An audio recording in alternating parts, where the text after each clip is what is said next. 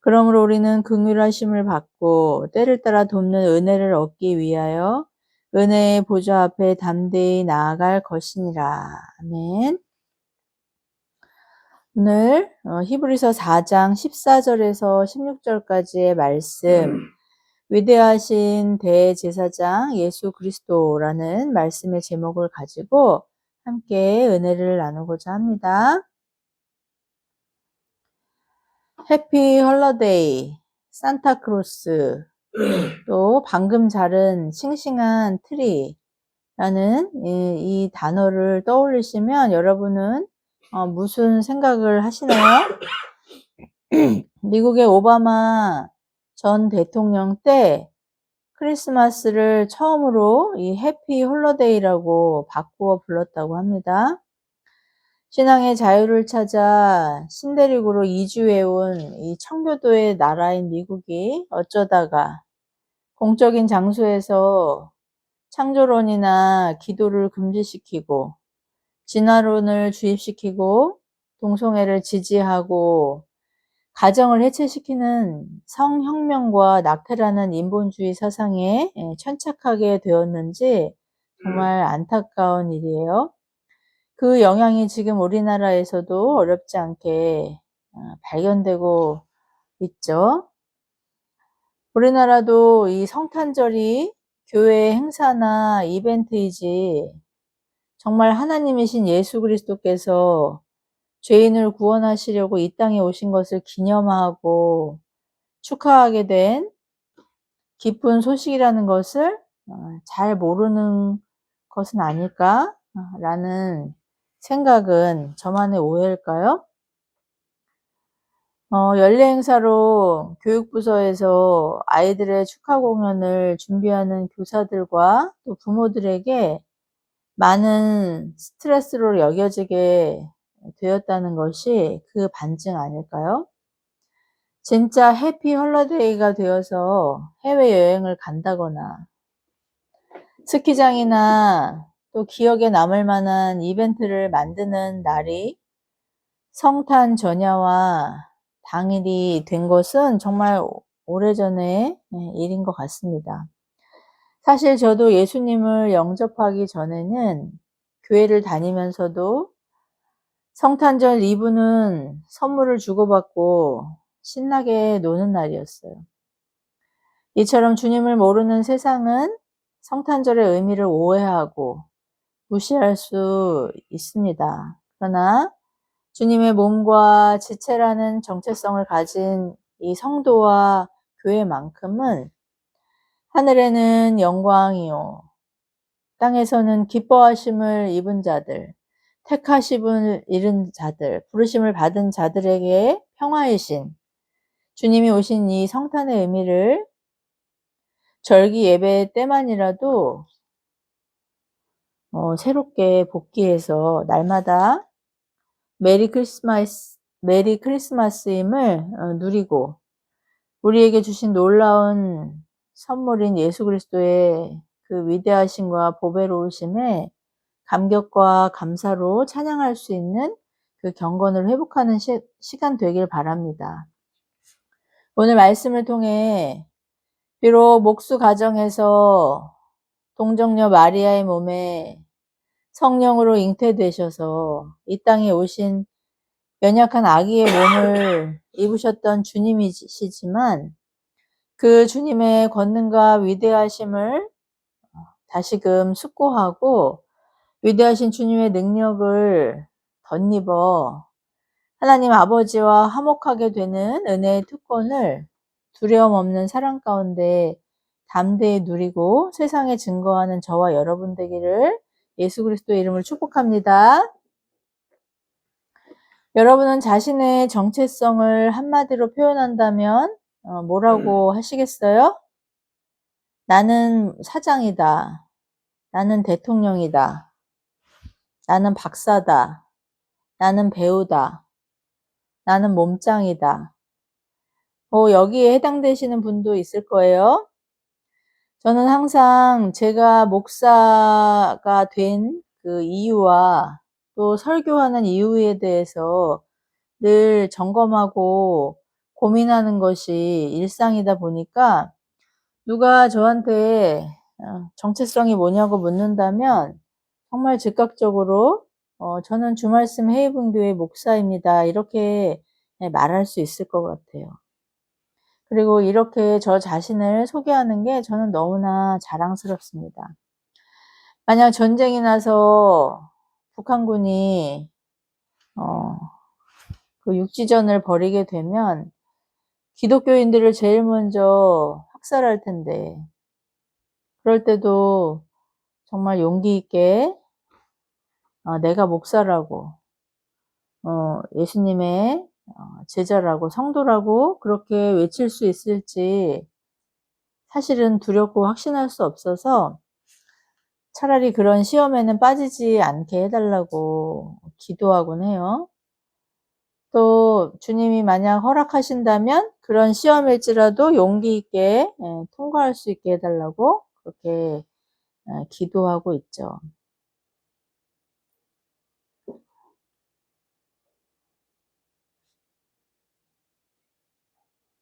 여러분은 예수님을 누구라고 고백하시나요? 주는 그리스도시요 살아계신 하나님의 아들이십니다 라고 고백했던 사도들처럼 주님을 신뢰하고 따르는 그 믿음을 가진 성도는 예외 없이 주님을 예수 그리스도, 그러니까 예수님은 구원자이시다 이런 의미의 고백을 하게 되는 것이죠. 여러분, 예수 그리스도, 이 말의 의미 자체가 복음이에요. 복음이 무엇입니까?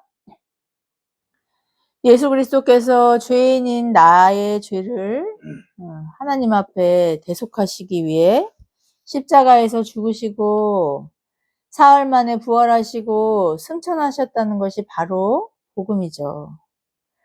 예수님의 성호가 구원자라는 뜻이고 또 그리스도라는 말은 구약에서 대망하던 기름 부음을 받은 자, 즉 통치자의 직분이잖아요. 예수 그리스도라는 성호에 복음이 그대로 담겨 있는 것이죠. 복음이 무엇이냐고 물어보면 그냥 예수 그리스도라고 선포하시면 돼요. 그러나 베드로 사도의 그 권면처럼 우리 안에 있는 소망이 되시는 예수 그리스도에 대해서 묻는 사람들에게 겸손하고 온유하게 잘 풀어서 전달하는 것이 우리에게 필요한 지혜입니다. 여러분 매일 예수 그리스도를 입으로 고백하는 그 구별된 시간 가지시기를 바라요. 나 스스로에게 예수님은 구원자이심을, 예수님은 통치자이심을, 예수님은 만유의 주권자이심을 담대히 고백할 수 있는 그런 구별된 시간 가지시길 바랍니다. 이런 믿음의 신앙 고백을 통해 주님의 권세와 능력을 새롭게 기억하고 또 경험할 수 있게 된다는 것을 확신할 수 있길 바랍니다. 여기에 더해서 주님과 인격적이고 친밀한 교제를 매일 나누는 제자인 성도들은 우리보다 앞서 하나님의 보좌 앞으로 나아가신 주님을 의지해서 우리의 기도의 자리에서 모든 필요를 구하고 또 응답을 기대하고 하나님의 선하심과 신실하심을 신뢰하기 때문에 이미 응답받은 것처럼 감사할 수 있는 것이죠.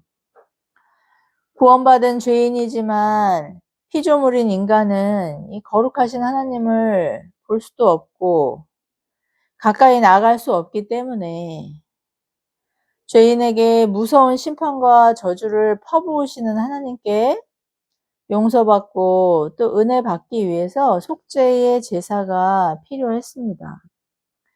이런 이유로 구약의 이스라엘 백성들은 하나님의 백성으로 특별히 선택하고 부르셔서 제사 제도를 명령받은 것이죠. 짐승을 죽여 피를 뿌리고 또 완전히 태우는 제사를 통해 일시적으로나마 하나님을 만날 수 있는 이 교제의 특권을 허락하신 거예요. 그런데 그 제사는 한 번으로 끝나는 게 아니었어요.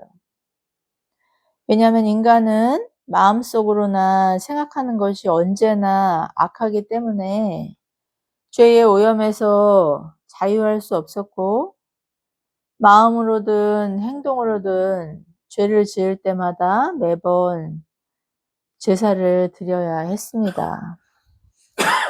지금 이 시대에 또 저의 생활 속에서 제가 만약 이런 구약의 제사를 드려야 한다면 아마 가산을 탕진하고 또 빚더미에 앉아 있었을 거예요. 정말 무의식적으로라도 생각하는 것이 얼마나 악하고 또 하나님 앞에 불결한지, 내 생각을 또 내 마음을 사람들이 알지 못하는 것이, 가까운 가족조차 제가 어떤 사람이라는 것인지 그래도 분명하게 알지 못하는 것이 얼마나 다행인지 모를 정도로, 정말 이 구약의 제사가 우리의 지금 삶 속에서 행해진다면 정말 아무도 이 제사를 하나님 앞에 드릴 수 없는 그런 죄인들이라는 것을 우리는 매 순간 깨닫게 될 거예요. 그렇지만 이 구약의 제사도 불완전한 것이어서 하나님을 아버지로 부르는 친밀함을 누리기보다는 하나님의 용서를 받는 죄인의 두려움과 연약함을 가지고 하나님께 은혜를 구하는 두려움에서 자유할 수 없었죠. 그런데 오늘 본문은 이렇게 하나님이 두렵고 무서운 죄인들을 위해 참 하나님이시자 참 사람이 되신 예수 그리스도께서 죄인들의 중보자로, 중재자로, 또 변호인으로 대제사장이 되어주셨다고 우리에게 말씀하고 있습니다. 구약 이스라엘에서 대제사장은 누구입니까? 레위 지파인 아론의 후손 중에서 선택된 제사장 중에 제사장이었어요. 1년에 한 번 하나님의 언약궤가 놓여있는 그 지성소에 들어가는 특권을 가진 제사장이었죠. 백성들은 성전의 뜰까지만 나올 수 있었고, 오직 제사장들만 출입할 수 있는 성소에서도 더 안쪽에 있는 지성소를 출입할 수 있는 자격을 가진 사람이 바로 이 대제사장이었습니다. 이런 대제사장도 죄를 진 죄인이었기 때문에 자신의 죄를 용서받기 위해 짐승을 잡아 피를 뿌리고, 그리고 두 번째로 백성들의 죄를 용서받기 위해 또 짐승을 잡아 피를 뿌려서 하나님 앞에 용서를 구하는 직분을 가진 자였습니다. 그런데 인간 대제사장 역시 죄인이기 때문에 그가 하나님의 거룩하심을 훼손하는 숨은 죄가 있다면 그 자리에서 즉사했다고 성경은 기록하고 있어요. 허리에 줄을 묶고 발목에 방울을 달고 지성소에 들어간 이유가 죽었나 살았나를 확인하고, 죽었으면 그 줄을 당겨서 끌어내기 위함이었다고 합니다. 그러니 비록 특권을 가진 대제사장이었지만 그 직분을 받은 사람이나 백성들에게 하나님은 얼마나 두렵고 무서운, 공포스러운 하나님이셨을까요? 요즘 아이들은 어른을 두려워하지 않습니다. 2010년 이 경기도를 시작으로 해서 학생 인권 조례가 시행된 후 학생들은 더 이상 선생님의 권위를 존중하지 않고 도리어 선생님이 지도하고 또 교정하려고 하면 인권을 주장하면서 심지어는 선생님을 폭행하거나 또 고발까지 하는 사례들이 지금까지 이어지고 있죠. 이런 이유에서 아이에게서 눈을 떼지 못하고 과잉 보호하는 헬리콥터맘 같은 이 부모들에게 책임이 있다는 것을 우리는 반성하게 돼요. 부모조차 선생님의 권위를 존중하지 않고 무시하니까 그런 부모들에게 우쭈쭈 양육받은 아이들이 학교에 와서 그 난리를 피우고 있는 것이죠. 그런 아이들이 부모의 권위는 존중하겠어요? 나중에 자라서 이제 부모가 뭐 경제력을 상실한다든지 또 몸이 아프게 되면 부모를 유기하고 이용하는 이 막장 스토리의 주인공들이 되는 것이죠. 그런 자녀들이 학교에서만 문제를 일으킬까요? 아닙니다. 자신의 부모에게도 하극상의 행실로 대응하고 사회생활에서도 부적응하고 남자들 같은 경우에는 군대에서 관심병사라고 하는 집중 관심의 대상이 되는 것이죠. 얼마 전 신문 기사에서 읽은 내용에 이런 헬리콥터 맘들의 그 만행이 어떻게 일반화됐냐면은 뭐 대기업에 입사한 1년 정도 된 그 신입사원들이 갑자기 퇴사를 한다든지 또 회사에 출근하지 않고 잠수를 타게 될 때 그 엄마들이 그렇게 회사에 전화를 한다고 해요. 그리고 우리 아들이 어 업무가 너무 과중해서 몸이 아프니까 뭐 당분간 휴가를 어 내겠다는 둥, 또 회사가 아이들을 힘들게 해서 퇴사를 하겠다는 둥 하는 그런 변명과 구실을 본인이 직접 대는 게 아니라 그 엄마들이 그렇게 전화를 해서 어 이런 컴플레인을 한다는 그런 기사를 보았습니다. 최근 여러 심리 상담 프로가 본물처럼 쏟아지면서 아이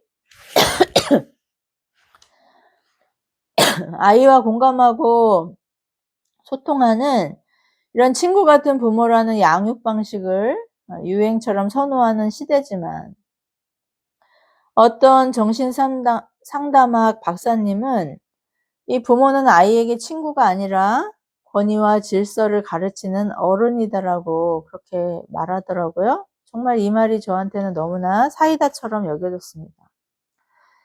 제가 권위를 무조건 나쁜 것처럼 아이에게 무엇인가를 제시하고 강요하고 교정하는 것을 권위주의나 꼰대라는 말로 비하하는 것에 동의할 수 없는 이유는 아직 정체성이나 가치관이 정립이 안 되어 있는 아이들에게 부모나 어른들의 지도나 교육은 오히려 아이들에게 안정감을 주고 이런 지침을 통해 다른 사람을 배려하기 위한 질서가 주는 좋은 이런 경험을 학습한 아이들이 사회에 나가서 사람들과의 협업을 무리 없이 이루어 나간다는데 동의하기 때문인데 지금은 이런 위계와 권위를 극혐하고 무시하고 또 경시하는 시대를 살아가고 있는 것 같아요. 예수님이 대제사장이라는 이런 막중한 특권을 소유하셨다는 것을 세상도 심지어 성도들도 잘 깨닫지 못하고 경시하니까 성탄절이 더 이상 메리 크리스마스가 아니라 해피 홀로데이가 된 것이라는데 여러분은 동의하시나요? 아기 예수님이 이 땅에 오신 것을 희화하고 또는 불쌍하게 생각해서 감동을 자극하는 동화나 연극의 소재로 여기는 이 문화의 만연은 우리가 죄인의 처지에 있다는 것과 그런 죄인에게 유일한 구원자와 피난처가 되시는 대제사장이신 예수 그리스도에 대한 심각한 오해 때문입니다. 구약의 제사 제도를 통해 한시적인 하나님과의 화목을 모형으로 보여주신 하나님께서 이제 그리스도의 오심과 또 죽으심과 부활 승천을 통해 그 예표의 원형이 갖는 의미를 깨닫게 하신 것이 바로 성탄절과 또 부활절 그리고 주님의 초림과 재림의 의미라는 것을 기억할 때 성도와 교회는 심장이 터질 것 같은 감격과 찬양으로 주님이 오신 성탄을 진심으로 찬미할 수 있는 것이죠.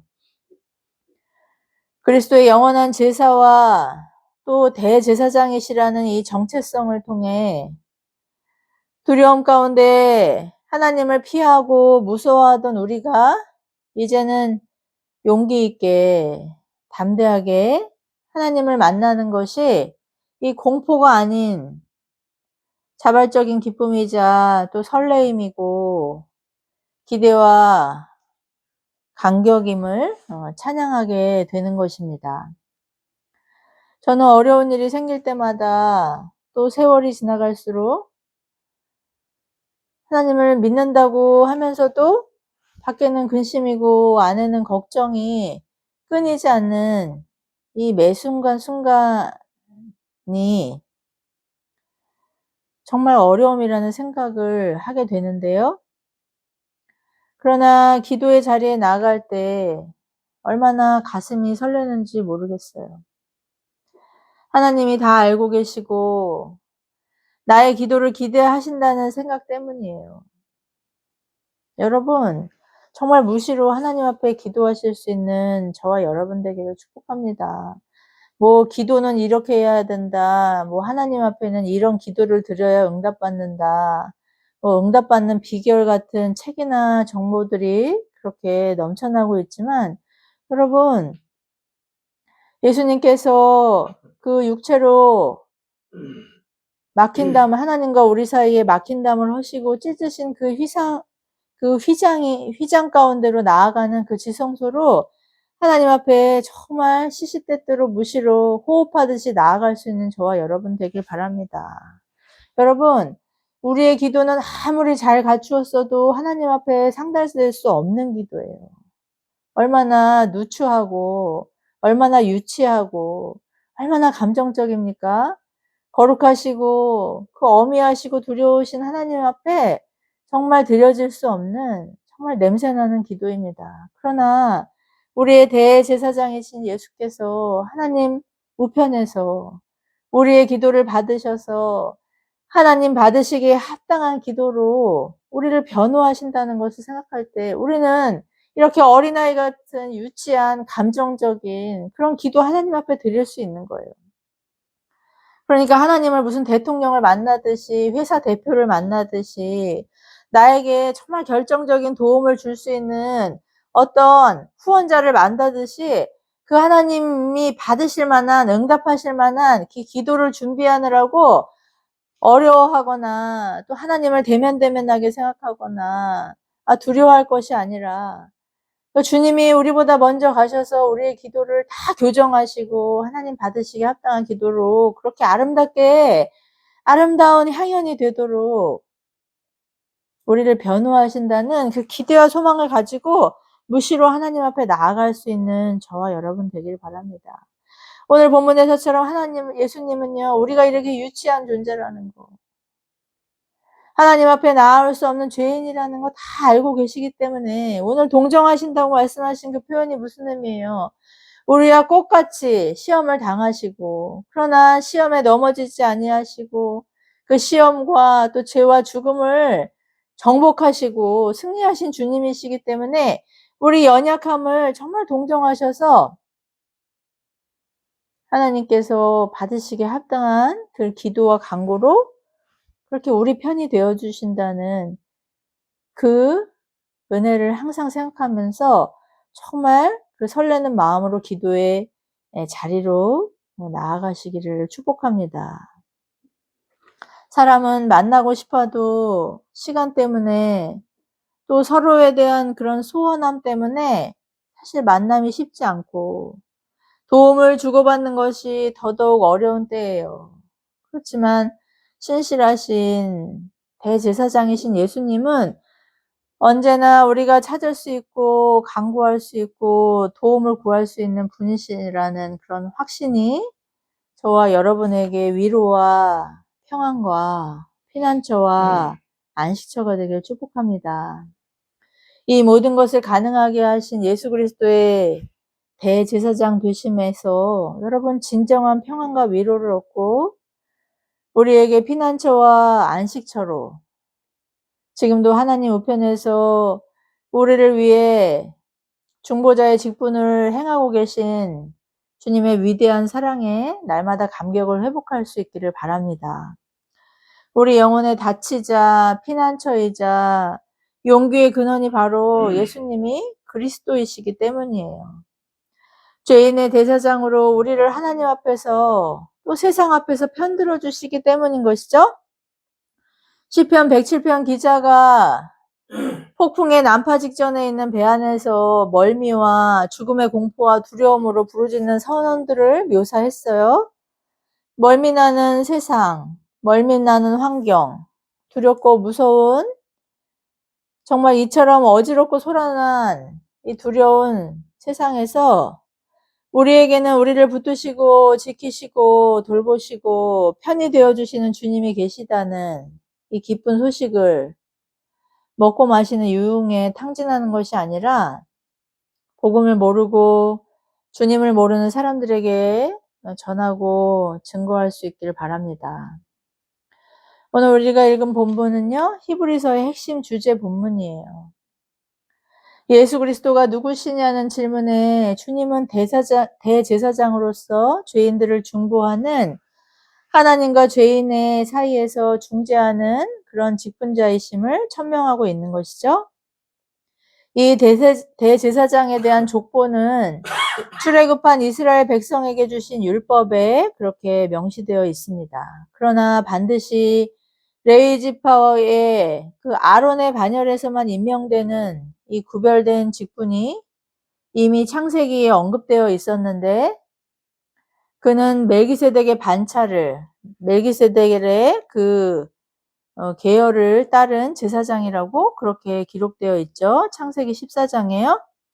이 멜기세덱이라는 제사장은 살렘의 왕이었는데, 전쟁에서 승리하고 돌아오는 아브라함을 축복하고 그를 축복한 근본을 알 수 없는 신비한 제사장이자 왕이라고 그렇게 기록되어 있습니다.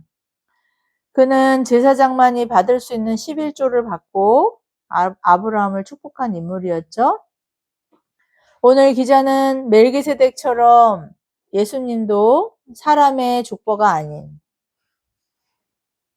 아론의 반차를 따르거나 또 그 사사기 엘리 제사장의 그 배교로 인해서 이후에 사독 반열로 넘어간 그 제사장의 족보가 그런 사람의 족보가 아닌 신령한 족보를 가지신 분이 바로 예수 그리스도이심을 성경은 말씀하고 있습니다.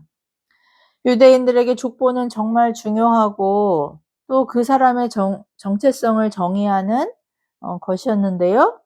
주님이 바로 아론의 족보가 아닌 멜기세덱처럼 근본을 알 수 없는 신령한 족보의 대제사장이셨다고 선언한 것이죠. 주님은 죄인을 위해 죽임당한 어린 양과 같은 제물이 되셔서 친히 십자가에서 죽으신 제물이자 죄인의 속죄를 위해 죽음을 불사하고 지성소로 나아가 하나님을 대면한 대제사장의 직무를 감당하셨는데, 그 제사의 효력은 인간들이 매번 드리는 한시적인 제사가 아니라 단 한 번으로 모든 죄를 도말하고 죄가 없다고 선언하는 칭의의 효력을 발휘하는 제사요, 제사장이라고 성경은 우리에게 그 제사장의 직분을 그렇게 선포하고 있습니다.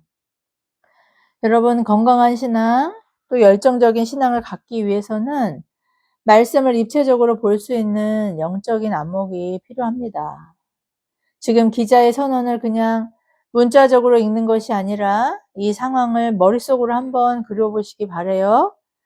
구약 이스라엘 당시의 제사의 분위기가 얼마나 극적이고 장엄한 분위기였을까요? 짐승은 죽임을 당하고 또 토막을 내는 각을 뜨고 피가 낭자하게 흐르고 그 피를 뿌리고 지성소에 들어가 안전하게 살아 돌아오거나 또는 하나님께서 치시는 그 징계로 인해 돌아오지 못하는 대제사장을 기다리는 회중들의 엄숙함과 긴장을 한번 그려보시기를 바랍니다.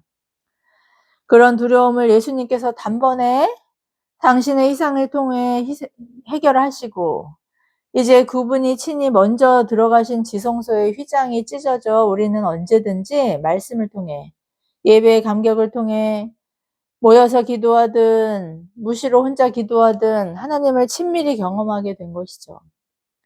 핏부림이나 죽음이라는 무시무시한 형벌을 두려워하지 않고 주님이 사랑하신 아빠 아버지 하나님을 주님과 연합한 새 생명을 통해 마음껏 사랑할 수 있는 친밀한 교제의 은혜에 감격할 수 있는 이유가 여기 있습니다.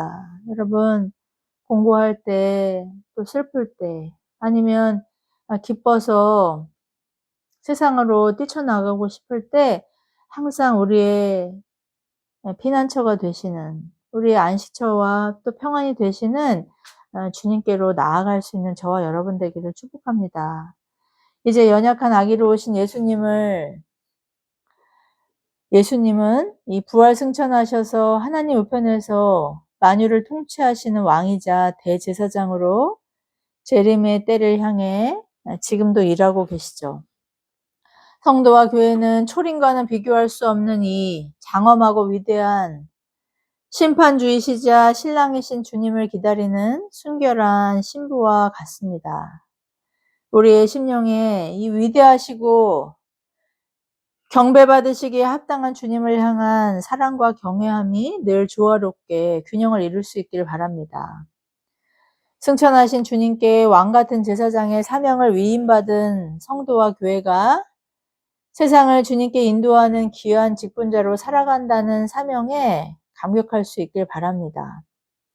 우리보다 먼저 하늘의 지성소에 들어가셔서 우리를 하나님 앞으로 인도하시는 이 주님의 사역을 본받아 주님을 조롱하고 희화하면서 심지어 외설적인 욕으로 주님의 이름을 짓밟는 세상에 크고 두려우신 하나님, 대제사장이신 주님을 담대히 증거하는 증인으로 믿음에 경주하는 저와 여러분 되기를 예수 그리스도의 이름으로 축복합니다. 기도하시겠습니다. 자비로우신 하나님 아버지 은혜를 감사합니다. 죄로 죽을 수밖에 없는 인생들의 중보자이시자 대제사장이신 예수 그리스도의 오심을 또 주님의 죽으심과 또 부활하심과 승천하심을 다시금 상고하고 그 하나님의 거룩하심과 어미하심 앞에 경배하며 하나님 찬미하는 거룩한 성탄주의를 허락하신 은혜 감사와 찬양 드립니다. 이 시간을 통하여 주님의 크고 위대하심을 또 그 제사장의 직분자 되심을 우리에게 위임하신 그 부담스러운 사명 앞에 우리는 할 수 없사오나 우리와 함께 하시는 성령의 내주 교통 위로 인도하심을 통하여 예수 그리스도의 증인된 사명 넉넉히 감당할 수 있음을 담대히 증거할 수 있는 귀한 성탄 주일과 또 성탄절 우리의 믿음의 경주되게 하여 주시기를 간절히 사모합니다. 모든 말씀 보배롭고 존귀하신 예수 그리스도의 이름으로 기도드리옵나이다. 아멘.